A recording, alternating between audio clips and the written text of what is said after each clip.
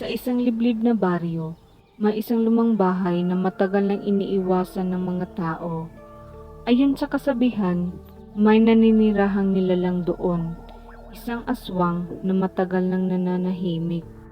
Isang araw, sina Nena at ang bunso niyang kapatid na si Onyor ay napilitang tumulipan samantala sa lumang bahay.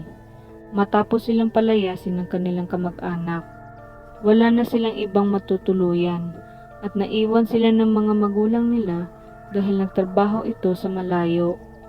Ate Nena, para may tumititig sa atin mula sa dilim, bulong ni Onyor sa kanyang katatandang kapatid. Hayaan mo lang, huwag kang matakot, baka hayop lang yan, sagot ni Nena, pilit ng pinapakalma. Habang tirik ang araw sa labas, bahagyang pumapasok ang sinag nito sa bintanang may alikabok ng lumang bahay. Tahimik ang paligid, tanging mga huni ng ibon at kaluskos ng dahon sa labas ang maririnig.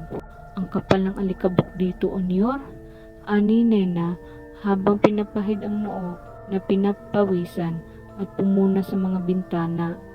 Si Onyor ay abala sa mga gawain. Paminsan-minsan ay tumigil siya upang sipatin ang kisame. Ate, parang may gumalaw sa itaas, mahinang sabi niya. Napatingin si Nena pero agad ding nagwika. Baka daga lang yan.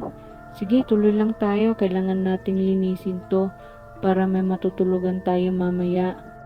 Sa kabila ng pagod at init, nagpatuloy sila sa paglilinis at hindi nila alam na may nakamasid pala sa kanilang dalawa. Pero kinagabihan, sa gitna ng katahimikan, nakita ni Nena na wala na si Onyor sa kanyang higaan. Mabilis siyang bumangon at lumabas ng silid. Tinawag ang pangalan ng kapatid. Onyor? Onyor? Nasaan ka? At nakita niya si Onyor na nakatayo at nakatitig sa kisame. Nang lapitan na ito, biglang na lang may bumagsak mula sa itaas.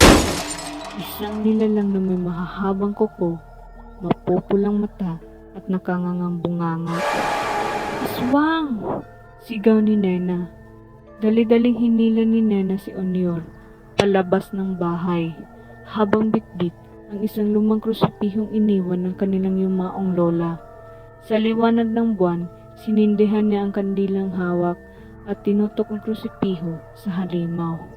Lumayas ka! Hindi ka na namin kinatatakutan! Sigaw niya. Nangingit-ngit ang nilalang at unti-unting umatras.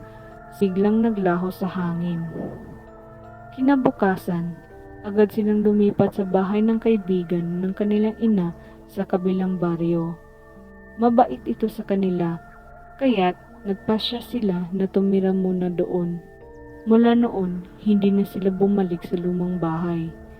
Pero, nananatili sa alaala nila Nena at Onyor ang mga nangyari noong nakatira pa sila sa lumang bahay.